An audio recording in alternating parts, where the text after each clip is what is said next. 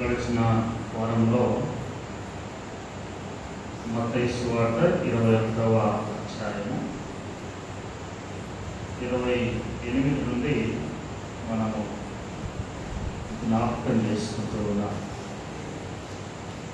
ఏ అంశాలు మనం జ్ఞాపకం చేసుకుంటున్నామంటే ఏం చేసుకుంటున్నాం? ఉపమానాలను జ్ఞాపకం చేసుకుంటున్నాం. నేను ప్రశ్న అడుగుతాను, బైబిల్ మీకు అర్థమవుతుందా నేను చెప్పేది?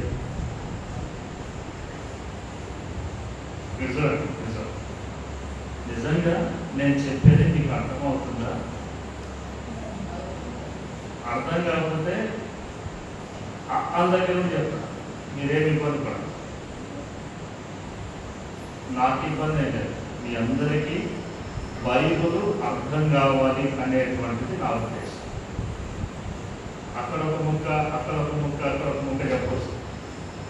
అలా చెప్పడం వల్ల నాకు సమయం గడిచిపోతుంది కానీ మీకు ప్రయోజనం. అందుకే అర్థమవుతుంది అని అంటే నేను కొనసాగిస్తాను. లేదు మాకు అర్థం అవ్వట్లేదు, కొంచెం డెప్త్ ఎక్కువగా అంటే లోతుగా ఉంది అని అనిపిస్తే నేను మీకు ఎలా అర్థం చేసుకోవాలో నేను చెప్తాను. మీ దగ్గర లేదా జవాబు వస్తే నేను ముందు అర్థమవుతుందా లేకపోతే కొంచెం భారంగా ఉందా? అర్థమవుతుందా?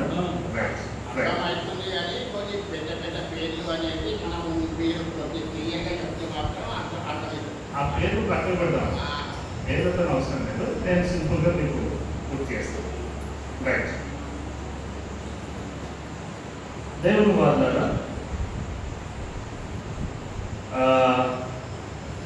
ఏమైపోయింది ఈ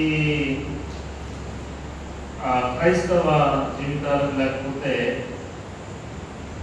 సమాజానికి, లేకపోతే నేడు ఉన్నటువంటి సేవకులకు నేడు ఉన్నటువంటి పరిస్థితులు ఏంటి అని అంటే, ప్రతి ఒక్కరు కూడా సమయం అయిపోతే చాలు అని అనుకుంటున్నారు. నన్ను తప్పుగా అనుకోకండి, నేను వాళ్ళకంటే గొప్పది కాదు, నేను ఇంకోళ్ళకంటే గొప్పది కాదు. నాకు దేవుడు ఇచ్చిన సమయాన్ని బట్టి నేను ఎక్కడ పని చేసినా అర్థమయ్యే రీతిలో కొన్ని మాటలు చెప్పాలి. చూడండి, ప్రతి వారు కూడా సమయం అయిపోతే చాలు అని అనుకుంటారు. బుధవారం 1 గంట బైబిల్ స్టడీ, 2 పాటలు, 1 అరగంట ధ్యానము, ప్రార్థన, క్లోజ్. ఆదివారం వస్తే 45 నిమిషాల వాక్యం అని అనుకుంటాను. నేను ప్రతి వారం నేను అదే అనుకుంటాను, 45 నిమిషాల కంటే ఎక్కువ చెప్పకూడదు, అనుకుంటాను. అక్కడికి వస్తే నాకు తెలియకుండానే కట్టకపోవచ్చు. ఎందుకంటే నేను ఇందులోకి నేను ఏది సిద్ధపడ్డానో అది పూర్తిగా ఇచ్చేంత వరకు నా మనస్సాక్షి. ఎందుకు నేను ఈ దినాన అడగవలసి వచ్చింది అని అంటే, బైబిల్ అనేటువంటిది క్రైస్తవ సమాజానికి దేవుడు ఇచ్చినటువంటి గొప్ప ఆధిక్యత, గొప్ప వరం. ఇది ఒక లైసెన్స్ మనకి, దేవుడి రాజ్యానికి వెళ్ళడానికి ఇది ఒక లైసెన్స్. ఇది లేకుండా ఉంటే ఎవరు వెళ్ళినా గేటు దగ్గర నీ దగ్గర ఏముంది ప్రూఫ్ అని అడిగితే ఏం లేదు అని అంటే లోపలికి కూడా లేదు. కాబట్టి ఇది మనందరికీ లైసెన్స్. ఈ లైసెన్స్ కలిగిన మనము లోపలికి పోవాలి అని అంటే ఏమేమి నియమ నిబంధనలు ఉన్నవో అవన్నీ కూడా మనకు తెలుసుకుందాం. ఎగ్జాంపుల్ మీకు నేను జ్ఞాపకం చేస్తాను. ఏంటిది?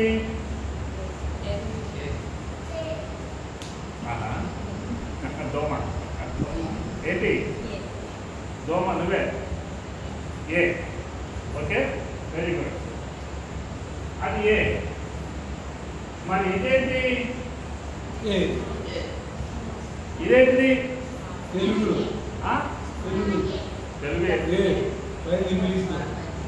నీకు ఏ విషయాలు కావు, నీకు అక్కలు రావు. అమ్మ చెప్తుంది. ఇది ఏంటి నాన్న? ఇది విను, ఇది క్యాపిటల్ ఏ, ఇది స్మాల్ ఏ. అందుకే నేను చెప్తున్నాను. ఇది క్యాపిటల్ ఏ, ఇది స్మాల్ ఏ. చూడు, రెండింటి అర్థము ఏనే, రెండు ఏనే. ఒకటి వేరే లేదు, ఇంకోటి లేదు. రెండు ఏనే. రెండు ఏ అని మనకి ఎట్లా తెలుస్తుంది అంటే, మనకి రెండు వస్తే మనకు తెలుస్తుంది. అట్లనే బైబిల్ కూడా ఒక థియరీ,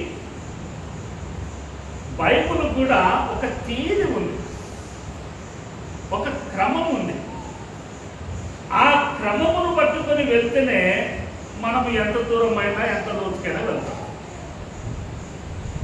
నా వరదలు వచ్చాయి, వాగులు వంకలు అన్ని కొన్ని పారుతున్నాయి, మార్గ మధ్యంలో రోడ్లు దిగిపోయాయి. రోడ్డు దాటాలి అని అంటే అందులో కాలు పెట్టామనుకోండి, ఏమవుతుంది? వరదలో కాలు పెడితే ఏమవుతుంది? కొట్టుకుపోతాం. వరద వస్తూ ఉన్నప్పటికీ మనము ఆ గెట్టుకు, ఆ ఒడ్డుకు చేరాలి అని అంటే మధ్యలో మనకి ఏదో ఒక తాడో లేకపోతే మనం నడిపించడానికి ఏదో ఒకటి ఉండాలి. వారధి, చూడండి, వారధి మనకు ఉండాలి.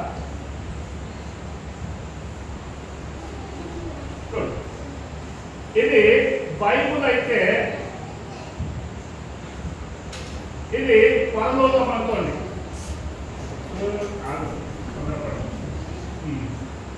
ఇది పరలోకం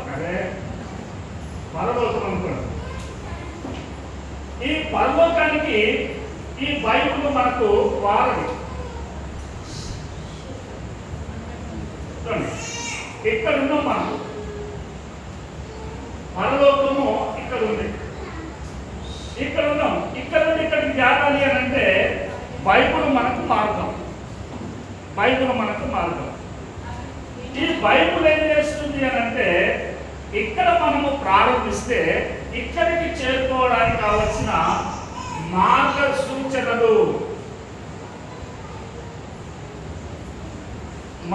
సూచనలు, ఎలాగ నడుచుకోవాలో అవన్నీ కూడా బైబిల్ తెలియజేస్తుంది. అయితే ఇప్పుడు ఏమైపోయిందంటే ఈ బైబిల్ను బోధిస్తున్నారు కానీ సూచనలు లేవు, మార్గ సంబంధమైన సూచనలు లేవు. మనం రోడ్డు మీద ప్రయాణం చేస్తూ ఉంటే అక్కడక్కడ బోర్డు కనపడతాయి, 40 కిలోమీటర్ల స్పీడ్ మాత్రమే అంటాడు. మన కారు మంచిది అనుకోండి, వెళ్ళిపోతూనే ఉంటాం. కానీ ఏమవుతుంది, అక్కడ దాటగానే వెంటనే 585 ఫైన్ వచ్చేస్తుంది. నీకెవరు చెప్పరు, అన్న కెమెరా ఉండదు, కొట్టేస్తుంది. 40 అంటే 40 పోవాలి. ఇంకొంచెం ముందుకు పోతే 60 ఉంటుంది, ఇంకొంచెం పోతే 80 ఉంటుంది. చూడండి, ఆ మార్గదర్శకాలను పాటిస్తేనే మనకు ఫైన్ పడదు, లేకపోతే ఎంత స్పీడ్ పోతే అంత ఫైన్ పడుతూనే ఉంది. ఇప్పుడు ఏమైపోయింది అని అంటే, మార్గదర్శకాలను, మార్గానికి సంబంధించినటువంటి సూచనలన్నీ విడిచిపెట్టేశారు. సూచనలన్నీ విడిచిపెట్టి ఏం చేస్తున్నారంటే, అక్కడ ఒక ముక్క ఏరుకుంటున్నారు, ఇక్కడ ఒక ముక్క, ఇక్కడ ఒక ముక్క, ఇలా ఏరుకొని ఎవ్వరికి నచ్చినట్లుగా వారు బోధ చేసుకుంటున్నారు.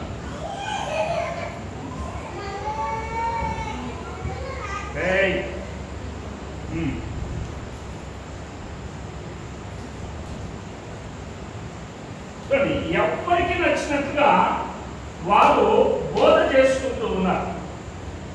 బోధ చేసుకునేసరికి ప్రజలు కూడా ఏమైపోతుంది అని అంటే, మాకు ఏదో చెప్పాడులే, మాకేదో చెప్పాడు, మేము విన్నాం, అయిపోయింది.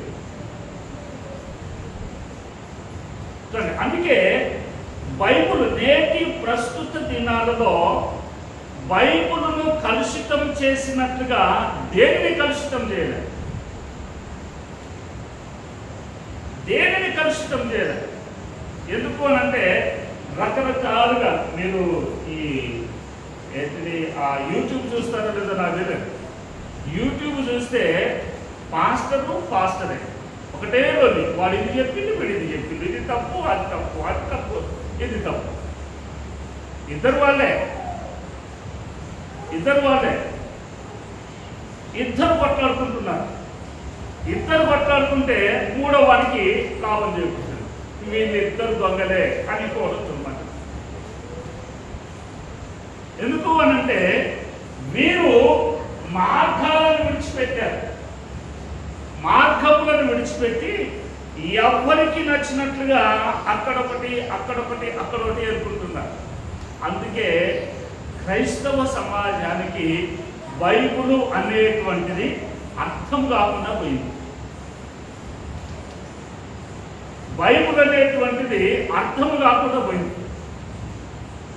అంటే కొంచెము మనం ఏదైనా లోతైన మాటలు జ్ఞాపకం చేస్తే మనకు అర్థం కావు. కారణం ఏంటంటే ఇగో ఇది.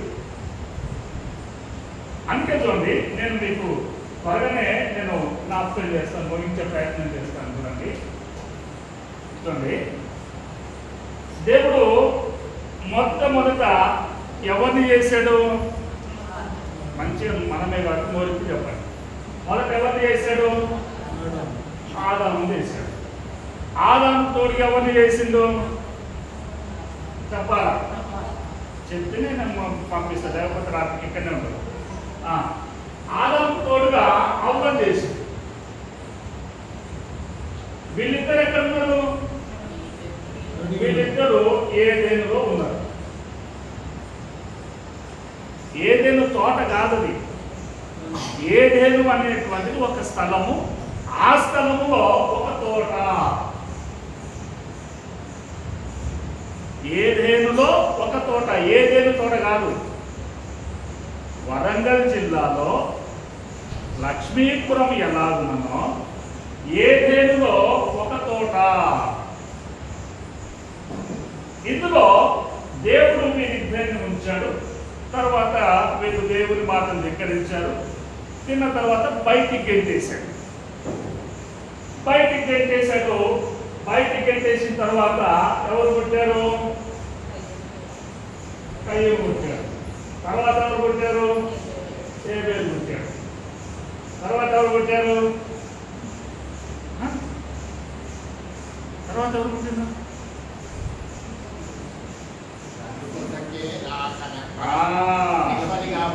అందుకే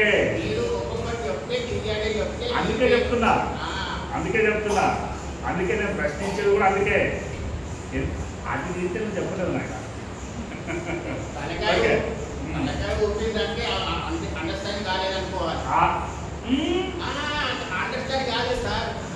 అట్టగాదు. ఎట్లా అంటారు తెలుసా అంటే ఇట్లా అంటారు, ఇట్లా అన్నట్టు. ఓకే చూడండి, ఏబెల్ కయ్యూను చనిపోయాడు, అయిపోయింది. తర్వాత ఇక్కడ నుండి మొదలు పెట్టుకుంటే జలప్రలయం వరకు ప్రక్కన పెట్టారు. జలప్రలయంలో ఎవరున్నారు?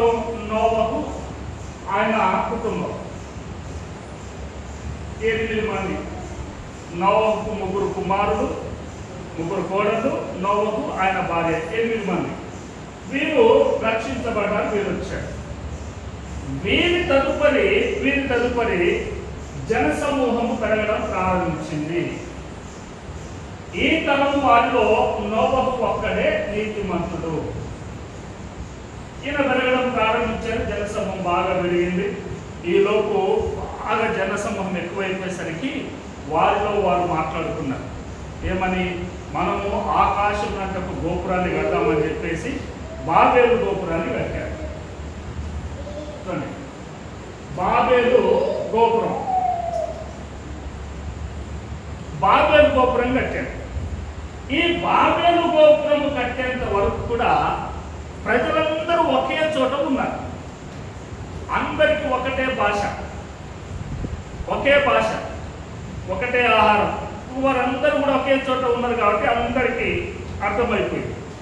వీరు బాబేలు గోపురం కడుతూ ఉండగా దేవుని కూడా తలంపు వచ్చేసి వీరు గోపురాన్ని కడతా ఉన్నారు, మంచి పట్టణాన్ని కడతా ఉన్నారు, మనం వెళ్ళి చూసొద్దాం అని దేవుడు అనుకొని దూతలతో కిందికి దిగి వచ్చేసరికి వీరు గోపురం చాలా హైట్ కట్టారు, చాలా ఎక్కువ కట్టారు. వీరిలో మీరు అనుకుంటున్నారు ఇంకేముంది, దేవునికి దగ్గరగా వెళ్తున్నాం, దేవుని దగ్గరకి వెళ్తున్నాం, సింహాసనం దగ్గరికి వెళ్తాం మనం అని వీరిలో వీరు అనుకుంటూ ఉండగా దేవుడు ఆలోచన చేసి ఏమన్నాడంటే వీరి లాభునే విడిచిపెడితే వీరు ఇంకా బాగా చెలరేగిపోతారు, వీరిని ఇలాగున ఉంచొద్దని చెప్పేసి ఒక్కటే భాష, ఒక్కటే జనాంగంగా ఉన్న వీరిని ఇక్కడ ఏం చేశాడు అంటే తారుమారు చేశాడు. తారుమారు బాగా గుంపున్న దగ్గర చిన్నగా ఏదైనా బాంబు వేసామనుకోండి, ఆ శబ్దానికి ఎటుపోతారో అందరూ నడిచిపెట్టి ఎటుపడతారు పారిపోతారు. అట్లా దేవుడు ఇక్కడ వీరిని తారుమారు చేశాడు. తారుమారు చేసేసరికి కొందరు ఇటుపోయారు, పడమటి వైపు కొందరు పోయారు, తూర్పు వైపున కొందరు పోయారు, ఉత్తరం వైపున కొందరు, దక్షిణం వైపున కొందరు, ఎటు పడితే వారు అటు వెళ్ళిపోయారు. చూడండి, ఎటు పడితే వాళ్ళు అటు వెళ్ళిపోయారు. వెళ్ళిపోయి ఇక్కడ ఏమైపోయింది అంటే ఇక్కడ తారుమారు చేశారు కదా, అక్కడ భాషలన్నీ కూడా పుట్టుకొచ్చాయి. మొట్టమొదట ఒక భాష పోయి రకరకాలైనటువంటి భాషలు వచ్చేసాయి. చూడండి, ఇది ఆదికాండం 11వ అధ్యాయం వరకు వచ్చేసినాం. తరువాత ఈ ప్రజలు తారుమారై గోపురం కట్టిన తర్వాత ప్రజలు తారుమారైపోయి భాషలు వచ్చిన తర్వాత దేవుడు అబ్రహామును పిలుచుకున్నాడు. దేవుడు అబ్రహామును పిలుచుకున్నాడు. ఆయన ఎక్కడున్నాడు అని అంటే ఈ బాబేలు ప్రాంతంలోనే ఊరు అనేటువంటి ఊరు ఉంది.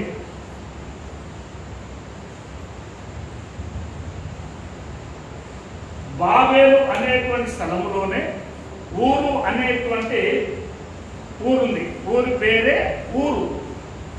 దీన్ని ఈ బాబేలు అనేటువంటిది ఇప్పుడు మనం చూస్తే ఎక్కడ ఉంది అని అంటే ఇరాక్ దేశం పేరు విన్నాం కదా, ఇరాక్ దేశంలో ఉంది.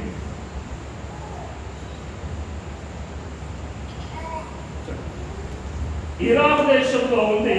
అక్కడ ఒక రాష్ట్రం, అది మీరు గూగుల్లో కొడితే అది కనపడుతుంది.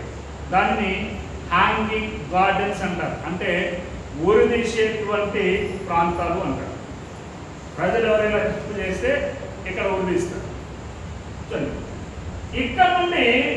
ఇక్కడ ఉన్నటువంటి ఈ ఊరిలో నుండి అబ్రహామును పిలిచాడు.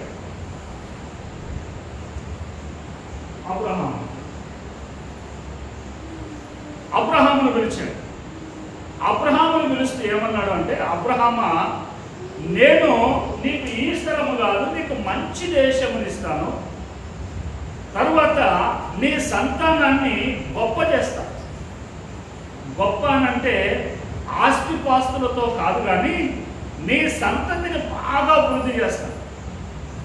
నీ సంతతి ఆకాశ నక్షత్రములంతా అయ్యేటంతగా నేను చేస్తాను అన్నాడు.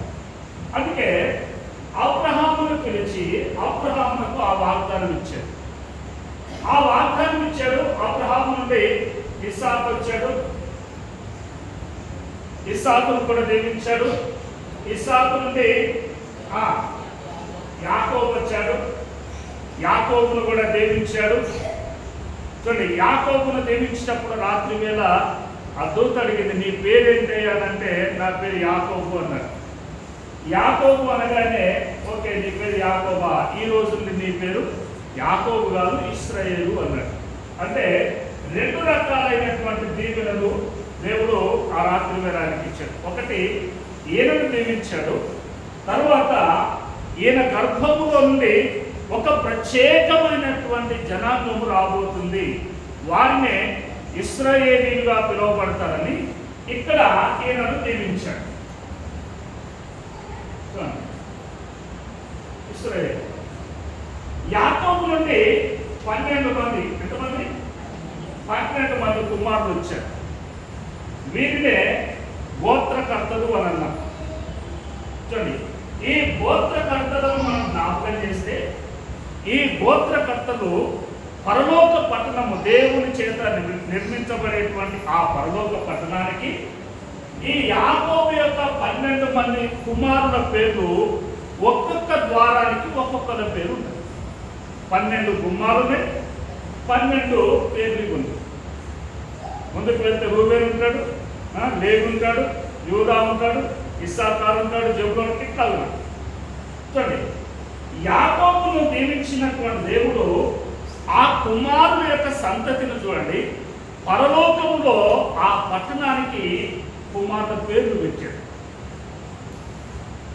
చూడండి, ఈ కుమారుల పేరు, ఈ కుమారులను కూడా దేవుడు దీవించి వీరిని 70 మందిని ఎక్కడికి తీసుకుని వెళ్ళాడంటే ఐగుప్తు దేశానికి తీసుకుని వెళ్ళాడు. ఐగుప్తు దేశానికి. ఇక్కడితో అబ్రహాము, ఇస్సాకు, యాకోబు 12 మంది కుమారులు, వీరి చరిత్ర ఆది కాండము అక్కడికి ఆగుతుంది. నిర్గమాకాండంలోకి పోయేసరికి ఇదే 12 మంది కుమారుల యొక్క సంతానము, ఇదే 12 మంది కుమారుల సంతానము కొన్ని సంవత్సరాలు అయ్యేసరికి కొన్ని లక్షల జనాంగంగా పెరిగిపోతారు. అప్పుడు ఐగుప్తు దేశపు రాజు వీరందరినీ కూడా శ్రమల పాలు చేస్తాడు. మనకు తెలిసిందే, శ్రమల నుండి విడిపించడానికి ఎవరు వచ్చారు? ఇశ్రాయేలీయులను విడిపించడానికి మోషే వచ్చాడు.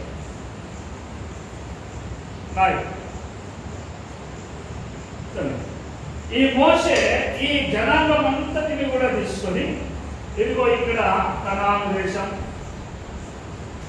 లేదా వాగ్దాన దేశం లేదా పాలు తేనెలు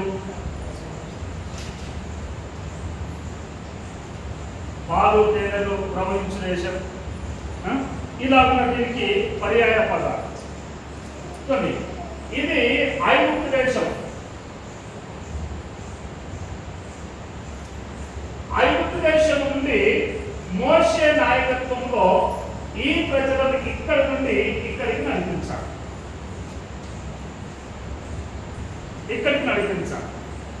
ఐగుప్తు నుండి ఈ కనాను దేశం లేదా వాగ్దాన దేశం లేదా పాలు తేనెలు ప్రవహించిన దేశం.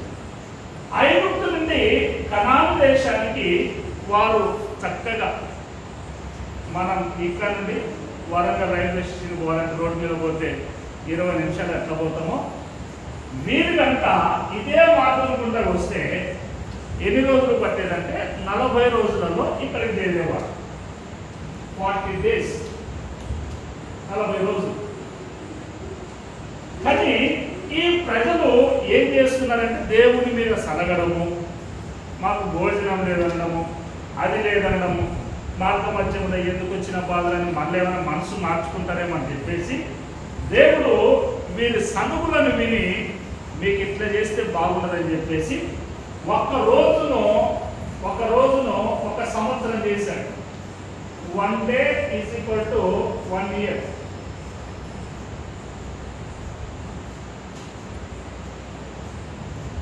నలభై రోజులలో వచ్చేవాళ్ళు.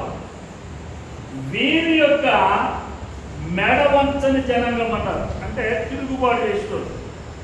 వీరి మనస్తత్వాన్ని బట్టి ఒక రోజు ఒక సంవత్సరం అయింది. 40 రోజులు పోయి ఎన్ని సంవత్సరాలు అయింది? 40 సంవత్సరాలు. 40 సంవత్సరాలలో కూడా ఐగుప్తు నుండి ప్రారంభమైనటువంటి వారు 40 సంవత్సరాలు చేరేసరికి ఇక్కడ చేరుకోవడానికి ఈయన బయలుదేరిన వాళ్ళ కోరలేరు. అందరూ అరణ్యంలోనే మార్గ మధ్యలో చచ్చిపోయారు. ఎందుకంటే దేవుని మీద తిరుగుబాటు చేశారు. ఇక్కడికి చేరిన వారందరూ కూడా కొత్తలు. పాత వాళ్ళు ఎవరైనా ఉన్నారు అని అంటే యెహోషువ, కాలేబు మాత్రం. కనానుకు చేరిన జనాంగం అంతా కూడా ఎవరి సంతతి? ఎవరి సంతతి అని అంటే అబ్రహాము, ఇస్సాకు, యాకోబుల యొక్క సంతతి. వారిని ఇశ్రాయేలీలు అన్నారు. కనాను దేశం పోయిన తర్వాత ఇక వారు అక్కడికి పోయి భూములలో స్వాధీనం చేసుకున్నారు, ఉన్నారు, అయిపోతుంది. వారికి ఏదైనా సమస్యలు వస్తే ఎలాగా అని అనుకుంటే వారికి న్యాయాధిపతులు వచ్చారు. న్యాయాధిపతులు ముందుగా సమస్యల కొరకు న్యాయాధిపతులు. అందుకే న్యాయాధిపతుల గ్రంథము. ఓకే, న్యాయాధిపతులను చూసి వాళ్ళు అన్నారు, ఊరికే న్యాయాధిపతులేనా, ఊరికే పప్పన్నమేనా, ఏం బాగుంటుంది, వాళ్ళ బిర్యానీ తిన్నాం అని అనుకొని న్యాయాధిపతులు మాకు అవసరం లేదు, అందరినీ మేము చూస్తున్నాం, ఒక్కొక్కళ్ళకు ఒక్కొక్క రాజు ఉన్నాడు, ఒక్కొక్క దేశానికి మాకు రాజు కావాలని అన్నారు. కాబట్టి న్యాయాధిపతులు వెళ్ళిపోయారు. న్యాయాధిపతులు పోయి న్యాయాధిపతుల స్థానంలో ఎవరు వచ్చారు? రాజు. ఈ ప్రజలకే న్యాయాధిపతులు ఇశ్రాయేలీలకే, రాజులు ఇశ్రాయేలీలకే. వీరందరికీ మళ్ళా రాజులు వచ్చారు. రాజులు వాళ్ళ పాలన చేస్తున్నారు, వాళ్ళు చేస్తున్నారు. ముందుగా సౌలు రాజు, తర్వాత దావీదు, తర్వాత సొలొమోను.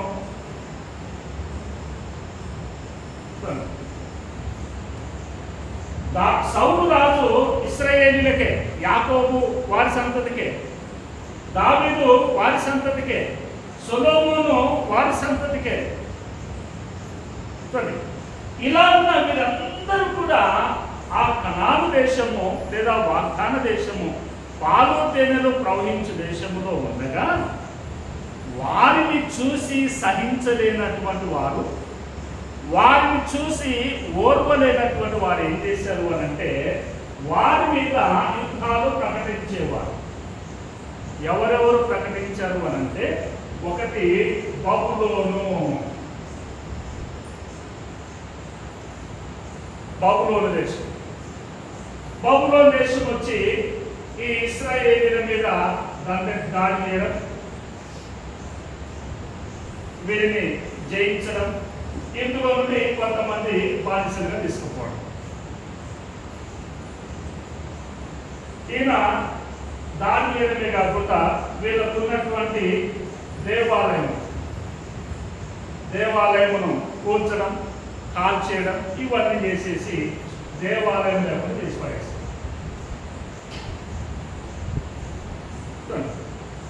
వీరితో పాటుగా సిరియా వాళ్ళు, తరువాత తూరు, బైబిల్లో రాయడం తూరు, ఇట్లా అనేక దేశాలు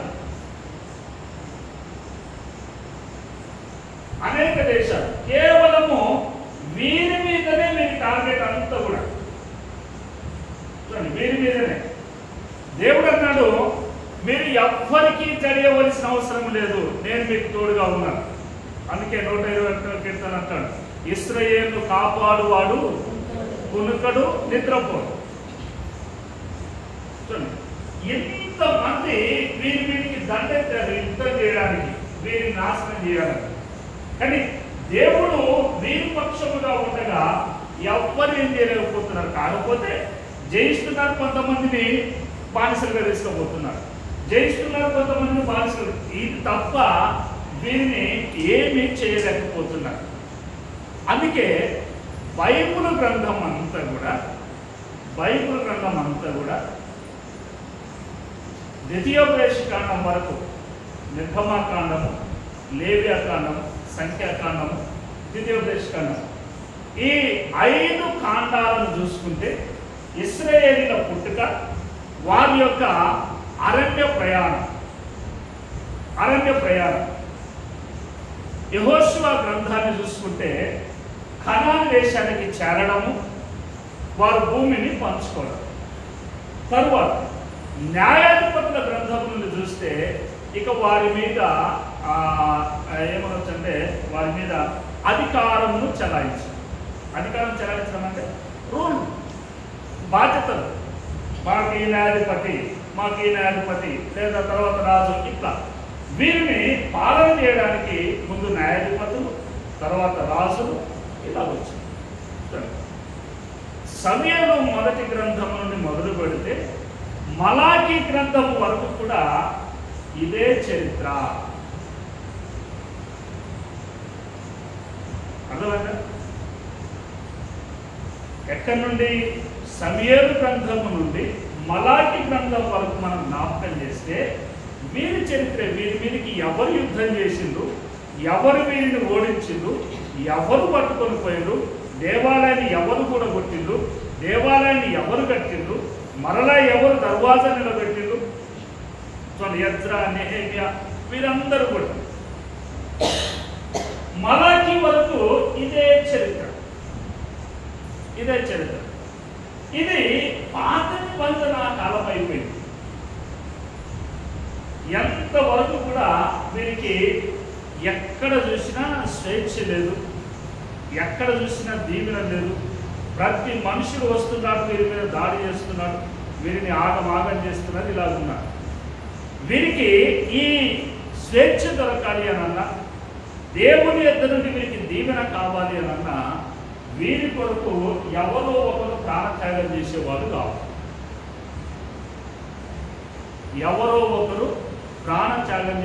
కావాలి. ఎందుకంటే తిరుగుబాటు చేస్తుంది. ఏం దేవుడు మమ్మల్ని విడిచిపెట్టాడని ఒకడు అంటాడు, ఏమున్నది మాకు అన్నం లేదని ఇంకోటి అంటాడు, ఏమైనా దేవుడి మీద వాడని ఏడవడమే.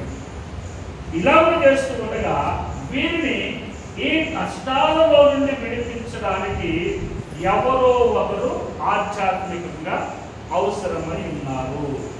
అందుకే నూతన నిబంధన గ్రంథములో గబ్రియేలు దూత వచ్చి యోసేపునకు ప్రదానము చేయబడినటువంటి మరియతో శుభవార్త చెప్తాడు. పరిశుద్ధాత్మ వలన నీవు గర్భం ధరించబోతున్నావు, కుమారుని అంటావు, ఆయనకి యేసు అని పేరు పెడతాడు. ఆ పేరు పెట్టబడినటువంటి ఆయన కూడా తన ప్రజలను, ఎవరి ప్రజలను? తన ప్రజలు అన్నాడు. ఎవరు తన ప్రజలు అని అంటే ఇదిగో ఇప్పటివరకు మనం చెప్పుకున్నటువంటి వాళ్ళు. తన ప్రజలను వారి పాపముల నుండి ఆయనే విడిపించును, లేదా ఆయనే రక్షించను. ఎలాగున రక్షిస్తాడు అని అంటే అక్కడ నుండి ఆయన ప్రారంభిస్తాడు. యేసు ప్రభుల వారు జన్మించి వారి పితరులు ఏమై ఉన్నారో, వారి తాత ముత్తాతలు ఏమై ఉన్నారో, వారి తాత తండ్రులు ఏం చేశారో అవన్నీ కూడా యేసు ప్రభుల వారు మత్తయి సువార్త 5వ అధ్యాయము నుండి చెప్పడము ప్రారంభిస్తారు. అర్థమైందా? మత్తయి సువార్త 5వ అధ్యాయము నుండి ప్రారంభిస్తాడు. ఆయన చెప్పడము డైరెక్ట్గా చెప్తే బాగుంది.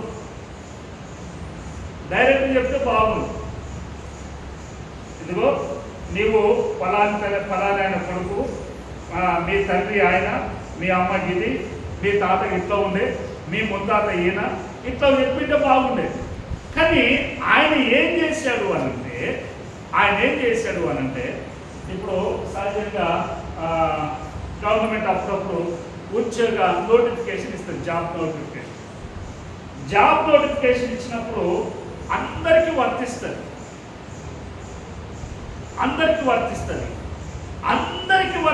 కానీ అందరికీ ఆ జాబులు ఇవ్వడానికి వీలుంటుంది. చూడండి, అందులో కొందరు రిజర్వేషన్ కలిగి ఉంటారు.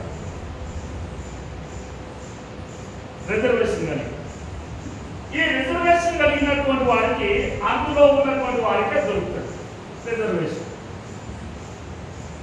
తరువాత ఈ జాబ్లోనే కొందరికి ఫిజికల్ హ్యాండిక్యాప్ ఉంటుంది. ఫిజికల్ హ్యాండిక్యాప్ అంటే అంగవైకల్యం. ఈ అంగవైకల్యం కలిగినటువంటి వారు ఈ రిజర్వేషన్లోకి రారు, రిజర్వేషన్లు ఉన్న వాళ్ళు అంగవైకల్యంలోకి రారు. తరువాత ఇందులో ఇక ఓసీ అని అది అని ఇదని మెరిట్ దాన్ని బట్టి అట్లా వచ్చేటువంటి ఉంది. జాబ్స్ ఇచ్చారు కదా అని మనం అన్నింటిలో మనకు వస్తుందా? అంటే మనము దేనికి క్వాలిఫై అవుతామో దానినే మనము ఎన్నిక చేసుకోవాలి, దానినే మనం ఎన్నిక చేసుకోవాలి. ఈ ఉద్యోగం కొరకు చూడండి ఎంతమంది, ఎన్ని రకాల జనాంగాలు ఎంతమంది దీని కొరకు కొట్లాడుతున్నారు. మరి ఎవరికి ఇవ్వాలా అని అంటే ఏదో ఒకటి పెట్టాలి, ఏదో ఒక నియమ నిబంధన పెట్టాలా. ఈ ఉద్యోగం ఎవరికి జరుగుతుందో వారికి చేయాలి. అలాగనే యేసు ప్రభుల వారు కూడా ఈ భూమి మీద నివసిస్తూ ఉన్నప్పుడు ఆయన ప్రజలకు ఏదైనా విషయం తెలియజెప్పాలి అని అంటే, ఆయన ప్రజలకు ఏదైనా ఒక విషయం చెప్పాలి అని అంటే, పూర్వకాలమున వారి పితరులతో దేవుడు, తండ్రి దేవుడు ఎలాగున మాట్లాడారో అలాగనే వీరితో కూడా మాట్లాడతారు. కొన్ని ఉపమానాలు రకరకాల ప్రజలు ఉన్నారు. ఏం మాకు అర్థం కాలేదన్నారు. ప్రభు అన్నాడు, మీకు అర్థం కావాల్సిన అవసరం లేదు, ఎవరికి అర్థం కావాలన్న వారికి అర్థమైతే చాలు అన్నారు. చూడండి, ఈ విధమైనటువంటి ఉపమానాలు చెప్పడం ద్వారా,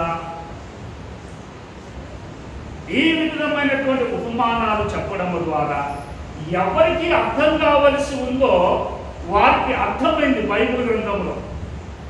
కానీ బోధనా పద్ధతి దగ్గరకు వచ్చేసరికి, ఏది బోధించే దగ్గరకు వచ్చేసరికి వీళ్ళకి అర్థమై కావాలి. వీరికి అర్థం కాకపోయేసరికి వీరు ఇష్టమైనటువంటి రీతిలో వారు ఆలోచన చేసి వారి ఆలోచనలన్నీ కూడా మన మీద రుద్దేశారు.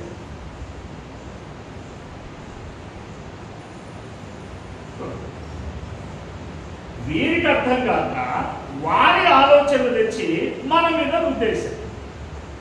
మన మీద రుద్దేసరికి ఏమైపోయింది, అబ్బా ఇదేదో బాగుంది. ఇలాగున వీరి ఆలోచన పద్ధతి మన మీద రుద్దేసరికి మనము దానికి అలవాటు పడి ఒరిజినాలిటీని విడిచిపెట్టేశాం. ఒరిజినల్కు మనం పోలేకపోతున్నాం. ఒరిజినల్కు పోలేకనే మనం ఏమవుతున్నాము అని అంటే, ఇదిగో ఈ పైనే కొట్టుకొని ఇది ఇట్లుంది అని చెప్పి లోపలికి పోలేక బయట మాత్రమే తలపట్లాడుతుంది. అందుకే యేసు ప్రభుల వారు మాట్లాడిన మాటలు కూడా ఆనాడు అబ్రహాము, ఇస్సాకు, యాకోబు యొక్క సంతతిని ఉద్దేశించే ఆయన మాట్లాడతాడు. అందుకే అక్కడక్కడ యేసు ప్రభుల వారు మాట్లాడతాడు, నీవును అబ్రహాము. ఇప్పుడు ఈయనకు ఆయనకేమైనా సంబంధమా? కానీ వీరు వారికి సంబంధం, ఆ క్రియలు ఉన్నాయి వీరిలో ఆ క్రియలు ఉన్నవి కనుక యేసు ప్రభుల వారు చెప్పిన మాటలు వారికి అర్థమైంది. వారి పితరులు చేశారు, వారి తాత ముత్తాతలు చేశారు కనుక వీరికి కూడా అలవాటు అయిపోయింది. అందుకే యేసు ప్రభు అన్నాడు, నీవు కూడా ఆయన కుమారుడువే. ఈ సంగతులను అర్థం చేసుకోవడానికి చాలా కష్టపడ్డారు. చూడండి, అక్కడ బాబేలు గోపురం దగ్గర ప్రభు ఎలాగో తారుమారు చేశాడో నూతన నిబంధన గ్రంథంలో కూడా తారుమారైపోయారు. ఎప్పుడు అనంటే యేసు ప్రభుల వారు కలువరి శిలువ మీద ప్రాణం పెట్టినప్పుడు, చనిపోయిన తరువాత ఈ రోమా సామ్రాజ్యం ఉంది కదా, యేసు ప్రభుల వారిని సిలువ వేసినటువంటి జనాంగం, ఆ ప్రభుత్వం ఏం చేసింది అని అంటే యేసు ప్రభు నమ్మినటువంటి శిష్యులందరినీ, విశ్వాసులందరినీ పట్టుకుందండి, ఊరే చంపుదామని చెప్పి ఆజ్ఞ జారీ చేశారు. చంపుతామంటే ఎవరికైనా ప్రాణభయమే కదా. కాబట్టి చంపుతాము అనేసరికి ఈ యెరూషలేము యూదయ ప్రాంతం అనగా కనాను దేశము, పాలు తేనెలు ప్రవహించే దేశం, ఇక్కడ ఉన్నటువంటి వీరందరూ కూడా వారు ఇచ్చినటువంటి ఆజ్ఞకు భయపడి వీరేమైపోయారంటే చల్లా చెదరైపోయారు. ప్రాణాలు వారి చేతిలో పట్టుకొని పారిపోయారు. అర్థమవుతుంది? చూడండి, ప్రాణాలు వారి చేతిలో పట్టుకొని ఈ దేశమును విడిచి పారిపోయారు. పారిపోయి అక్కడికి చేరారు. కొంతమంది రోమాలు చేరారు. రోమాలు చేరితే పౌలు వచ్చి ఆయన అన్నాడు, రోమీలకు రాసిన పత్రిక. రోమాలో ఉన్నది ఎవరు? చెదిరిపోయినటువంటి వాళ్ళే, యేసు ప్రభు శిష్యులే. ఇక్కడికి ఎదిరిపోయేసరికి ఆయన వారికి రోమీలకు అని వారి పేరు మీదనే, వారి పట్టణం పేరు మీదనే పత్రిక రాశారు. మరికొంతమంది కొరింథీయులకు వెళ్ళిపోయారు. కొరింథీయులకు వెళ్ళిపోయేసరికి ఆయన వారికి ఉత్తరం రాశారు. కొరింథీయులకు రాసిన పత్రిక. కొరింథీలో ఉన్న సంఘానికి అంటారు 2 పత్రికలు రాస్తున్నాడు. కొరింథీలో ఉన్నది ఎవరు అంటే వీళ్ళే. పాత నిబంధనలో ఉన్నదంతా అబ్రహాం, ఇస్సాకు, యాకోబుల సంతతి ఎలాగునో, నూతన నిబంధన గ్రంథంలో కూడా అక్కడి నుండి వచ్చినటువంటి వీరే యేసు ప్రభువుని సిలువ వేసిన తర్వాత చెదిరిపోయారు. చెదిరిపోయేసరికి పౌలు కొరింథీలో ఉన్నటువంటి వారికి 2 పత్రికలు రాశారు. కొరింథీకి, రోమా, కొరింథీ. తర్వాత ఇంకొక పట్టణానికి పోయారు. ఎక్కడికి? గలతీ. అందుకే గలతీలో ఉన్న వారికి రాశారు. తర్వాత ఎఫెసీ